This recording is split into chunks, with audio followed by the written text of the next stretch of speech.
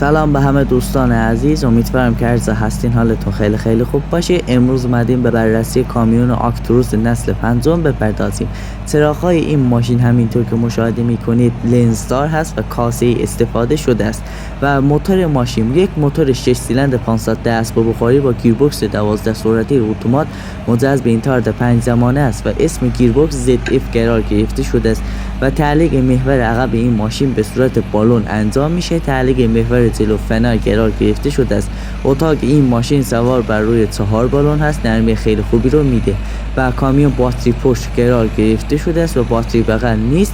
کامیون های مرسدس بنز یک سیستمی دارند، اگر ماشین تشخیص بده در حال چپ شدن یا لیز خوردن است شدت ترمز ها را تنظیم میکنه که ماشین دچار چپ شدگی نشود. اگر هم چپ شد درها را باز میکنه، برگ ماشین را گت میکنه که ماشین دچار آتش سوزی نشود و امدادکارها بتوانند به راننده کمک کنند و شاسی ماشین 8 میل قرار گرفته شده و بریم داخل کابین کامیون آکتروس نسل پنجم را بهتون نشون بدم.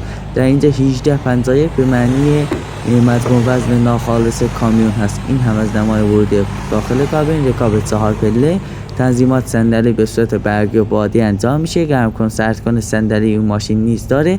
تمام تنظیمات چراغ‌های جلو، چراغ‌های داخل کابین و آپشن های ماشین در مانیتور انجام میشه.